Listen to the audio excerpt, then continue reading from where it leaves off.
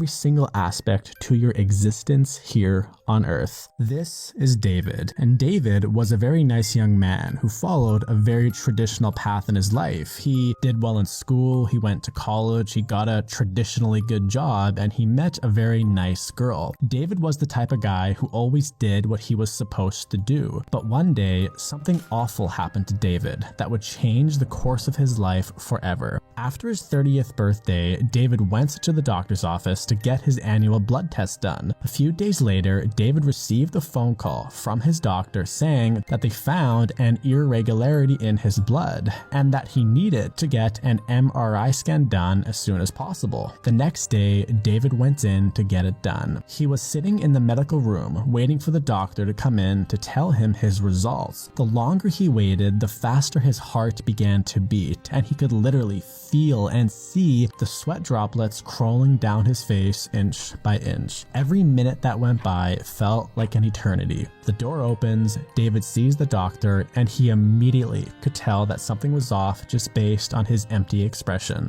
"Hello, David," the doctor said. "Hi," David says. "David, there's no easy way to say this. We have found a cancerous tumor in the back of your brain. Fortunately, it's not too big, and if we get it out as soon as possible, we don't think there will be any further complications. However, it is a very dangerous procedure." With shock and fear in his voice, David says, "What kind of risks?" "Well, the tumor is very close to your brain stem, so if we make a wrong move, you could experience long-term brain damage, which would impair many different things, like the way you speak, the way you think, your memory. You may even forget the people who you love in your life. But if we don't do this procedure, you will likely die in the upcoming years." Tears began falling down David's face. "I know this is hard, but I can book you in for a surgery 1 week from today with one of the best neurosurgeons in the entire country. Do you want me to book it?" The doctor said.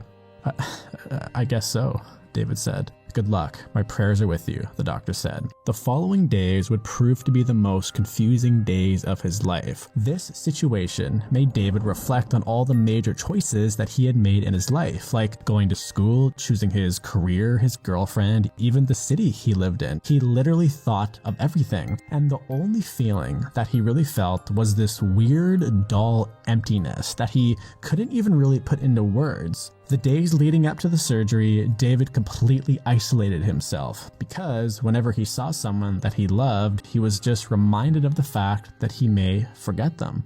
It was now time for the surgery. David laid there on the white medical bed in the operating room waiting to be put to sleep. The idea that these doctors were going to cut his head open and then go into his brain with their little tools to remove a lump of tissue that was slowly killing him was both unbelievable and terrifying to him. The doctor came in, looked right into David's eyes and said, "It's time. When I put this mask on your face, it will release a gas that will put you to sleep. Start counting backwards from 10, starting now. 10, 9, 8, 7. David had fallen asleep for potentially the last time in his life. While David was asleep, he began to dream. Random memories came fluttering back to him, some good, some bad, but even in his dreams, that confused, empty feeling still haunted him. Within his dream state, David suddenly found himself appear in a totally black room with just him and a mirror. He walked over to the mirror and he began to stare. His reflection said, "What?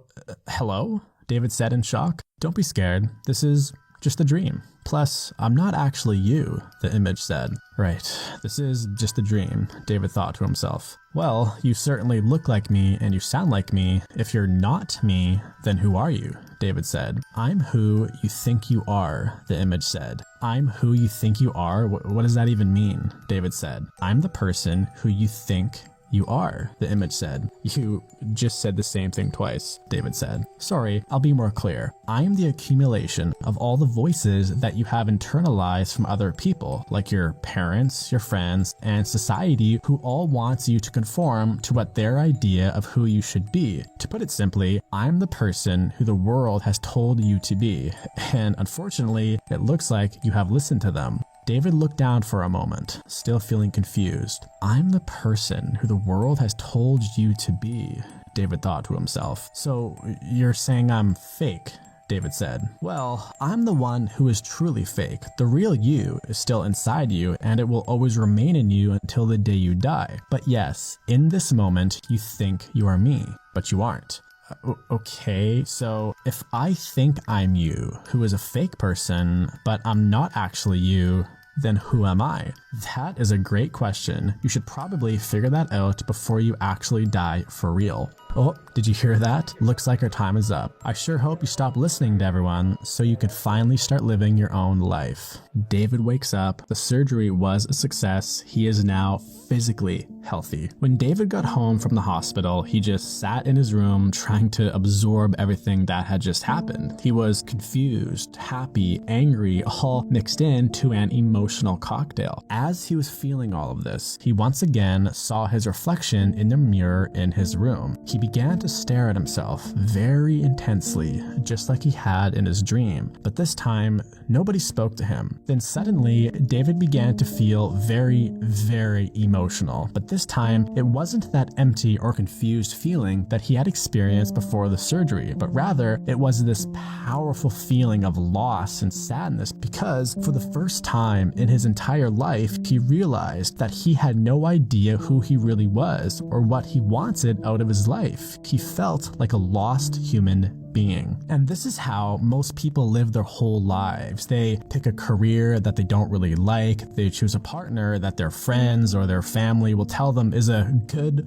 one, and they will choose a value system that social media or society tells them is a virtuous one. Most people live a life that is not their own. They are being fake without even being aware of it. World-famous psychologist Donald Winnicott calls this fake person the false self. And being infected with the false self is the reason why so many people wake up at the age of 80 filled with regret, because they realized that the life they had just lived wasn't actually the life that they wanted. If every single person on earth got rid of their false self and truly understood themselves, they would know exactly the type of career they would want to have, or the type of spouse or partner they would want to be with. They would know every single thing that they needed in order to be 100% happy. But most people will be infected with the false self disease until the day they die. And the only cure for this disease is that you have to stop listening to other people who tell you how you should live your life. And then once you do that, you have to become self-aware in order to figure out what type of life you want to live. It's better to live